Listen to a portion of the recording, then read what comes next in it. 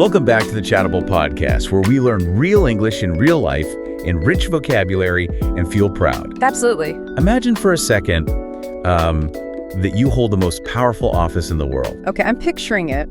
Right, yet the only way you can get people to agree with you is through fear, intimidation, or, leverage. Are you actually powerful? That is a fascinating question. Probably not in the way you'd want to be. Exactly. Yeah. So today, for this episode, we are looking at the invisible mechanics of human connection. Yeah, we're exploring two specific English phrases from our sources that sit at the absolute opposite ends of the communication spectrum. Right. One is, it's the ultimate tool for building genuine, unshakable loyalty. And the other is basically a survival tactic. It's what people use when they feel forced to weaken their own truth. We want to officially welcome you, the listener, to this journey. Because as we unpack these concepts, you're going to immediately see how heavily they apply to your daily social life, the entertainment you consume, and even the politics you see on the news. Oh, absolutely. They're everywhere once you start looking for them. So let's start with the lighter side of the spectrum. I was looking through the source material, and there's this passage about Pope Leo that really caught my eye. Oh, right. The one about his first few months. Yeah.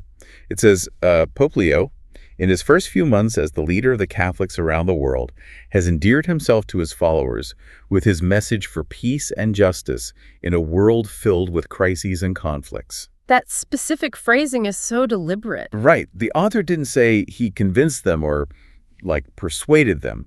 The specific word was that he endeared himself to his followers. Which is such a great word to break down, because looking at how that operates on a global scale, it reveals something really fascinating about the word itself. How so? Well, endear describes a very intimate, organic mechanism, even when it's being applied to a global leader, If we just break down the architecture of the word, the root is simply dear. Oh, sure. Which we use all the time, like starting a letter with dear friend or calling someone my dear. It basically implies someone who is beloved, cherished, or, highly valued. Right. Now look at the prefix, N-E-N.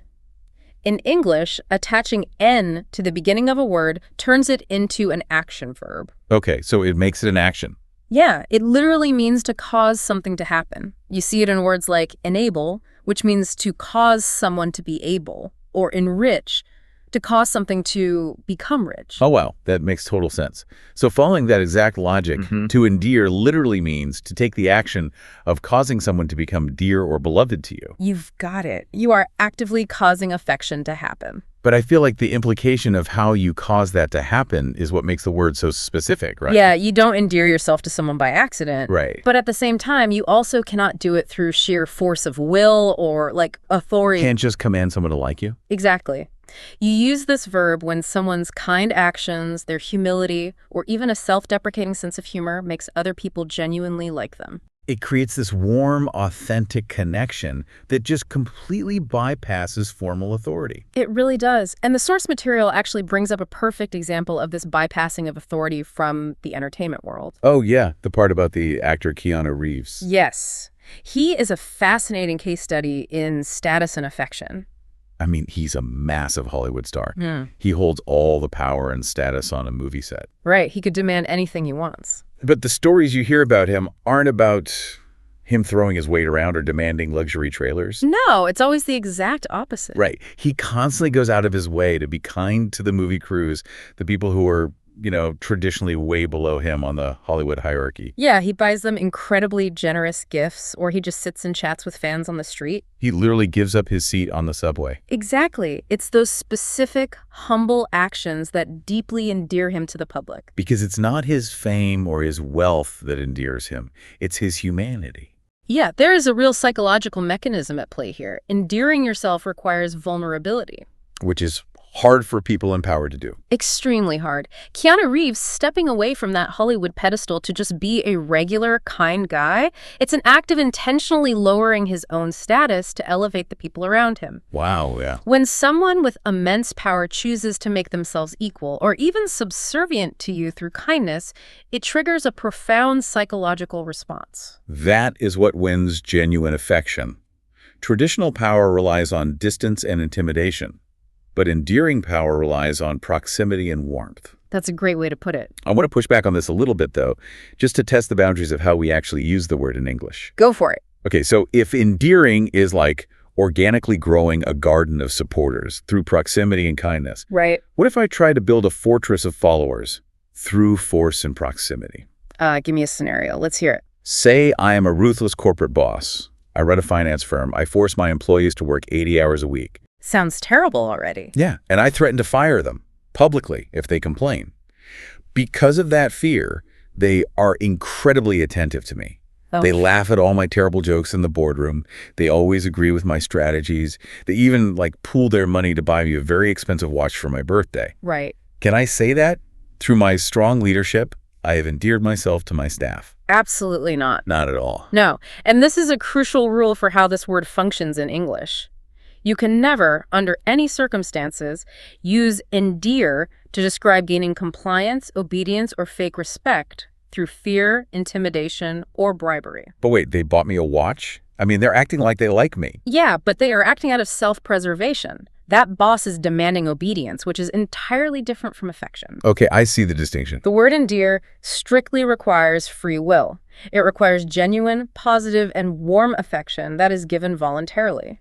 So if the feeling isn't freely offered out of a sense of warmth, it just isn't endearment? Exactly. You cannot bully someone into finding you dear. They might feel you, they might obey you, they might even respect your ruthlessness, but they do not hold you dear. That really reserves the word for a very specific type of human interaction. It kind of protects the sanctity of the concept. It does. It protects it for the real stuff. It insists on authenticity. You have to actually be vulnerable and kind to earn the word. So endearment requires absolute authenticity and vulnerability. But, vulnerability is risky, especially when power dynamics are involved. Oh, incredibly risky. Which brings us to the dark side of this coin. What happens when self-preservation overrides authenticity? Yeah, what happens when fear or intimidation forces someone to weaken their genuine thoughts? Exactly. And that takes us to our second phrase for this episode, which is water down. This is where we see the mechanics of dilution in human communication. Right. Let's look at the political example from our sources to anchor this. And just to be clear to you, the listener, when we look at this political source material, we're looking at this strictly for the mechanics of the language, not the politics. Right. We're not taking any sides here. We're just impartially reporting on the content provided to convey the ideas in the source. Exactly. So the text describes a very specific dynamic. It states, the President of the United States, with his widely known intimidating style of governing, has forced many leaders around the world to water down their criticism of the U.S. government policies or actions, if any. Yeah, and to understand why the phrase water down is so effective in that sentence, we have to look at its literal physical origins. It's basically a culinary metaphor. It is entirely culinary. Okay, so I want you, the listener, to imagine you have a rich, complex, incredibly spicy bowl of soup right in front of you. Or maybe a glass of tart, deeply colored cranberry juice. Yeah. Now imagine taking a massive pitcher of plain, unflavored water and just pouring it right into that bowl or that glass. The color immediately fades. The strong flavor is entirely lost. The volume of the liquid increases, sure, but the actual essence of the drink they kick is totally diluted. Right. It has literally been watered down. And English speakers took that exact physical action and applied it to abstract concepts. Like ideas, arguments, rules, and art. Exactly. So applying that to your target sentence, those world leaders originally had strong, spicy, colorful criticism. Right. But because of the intimidation they faced from a higher power, they essentially poured metaphorical water into their own statements to make them less potent. They deleted their own truth. Yes. You use this phrase when a strong opinion, a strict law, or a bold piece of art is intentionally made weaker, safer, or less controversial. And the key to the phrase seems to be the underlying motivation. Absolutely. People usually water things down to avoid angering someone powerful, like in that political example. Or to make an idea bland enough that it becomes acceptable to the widest possible audience. It is an act of defensive compromise. And the source material gives a fantastic example of this defensive compromise from the world of cinema. Oh, yes.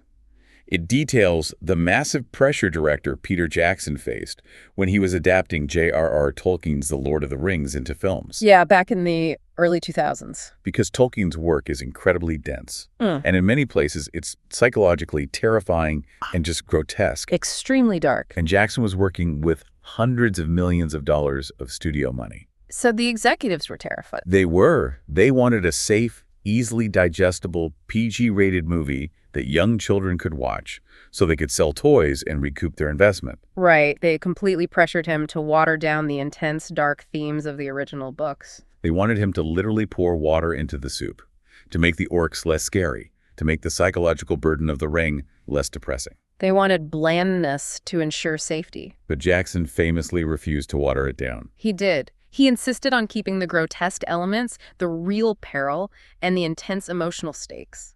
And that is exactly why those films resonate so deeply decades later.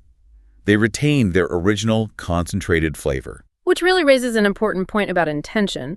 When you water something down, you are prioritizing safety over impact. You're deciding that offending no one is more important than moving someone. Exactly. Let me play devil's advocate here to test the boundaries again. Go for it.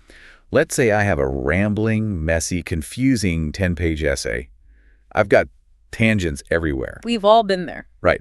But I sit down, I drink 3 cups of coffee, and I spend all night ruthlessly editing it down. Okay. I cut out all the fluff, all the unnecessary adjectives, and I turn it into a powerful, punchy, aggressive 2-page essay. Nice. Now, mathematically, I reduced it. I took something big and made it smaller and easier to read. Yeah. Since I reduced it, did I just water it down? Not at all. That is a great clarification to make. Really? Yeah, editing, improving, or sharpening an idea is the exact opposite of watering it down.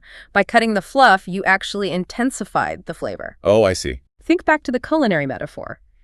You didn't add water to the soup. You simmered it on the stove to create a rich reduction. Right. I boiled away the excess to leave only the most potent essence. Exactly. So reducing the volume doesn't mean watering it down as long as the intensity goes up. Okay, that makes a lot of sense. The phrase water down specifically and strictly implies a loss of power, a loss of truth, or a loss of quality. So if my editing made the essay punchier and closer to the raw truth, I strengthened it. Yes, you only water it down if you take your brilliant, aggressive 2-page essay and then you start deleting all your most interesting, controversial opinions because you're worried someone might disagree with you. Oh, okay.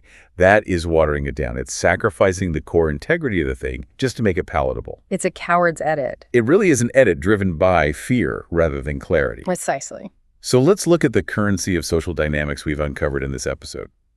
Today, we've explored 2 incredibly powerful concepts that dictate how human beings negotiate influence.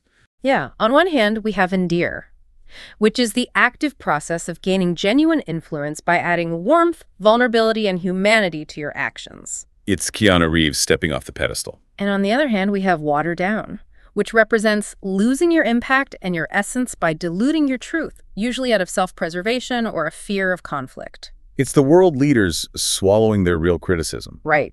And this actually brings us to a major realization.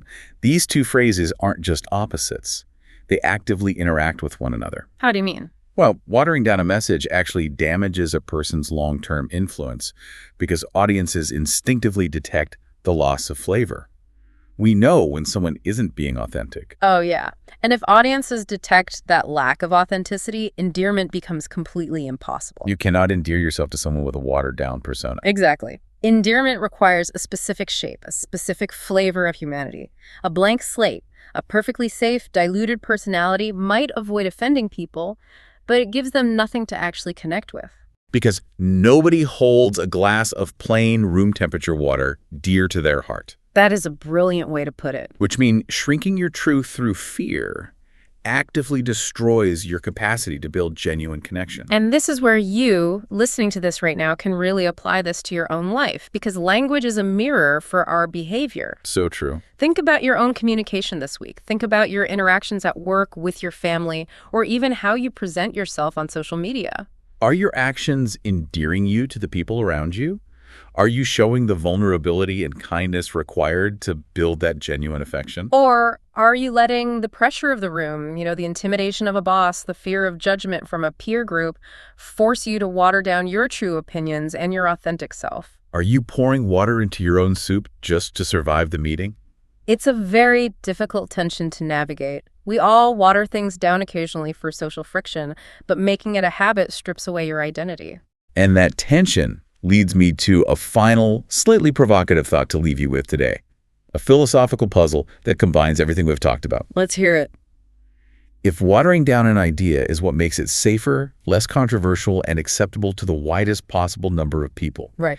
But endearing yourself requires you to show genuine, unfiltered, vulnerable truth. Okay. Can a leader, a politician, or an artist ever truly endear themselves to a massive global audience without eventually being tempted to water down their core message to avoid offending anyone? Wow. I mean, as your audience grows, the pressure to dilute grows with it. Exactly. Can you be completely, intensely authentic and universally beloved at the same time? Or does mass appeal inherently require a little bit of water in the soup? That is the ultimate tightrope walk of holding any kind of public influence. Definitely something to chew on during your commute or your next walk. For sure. Thank you so much for joining us for this episode of the podcast. Keep practicing, keep paying attention to the mechanics of the language around you, and we will see you next time.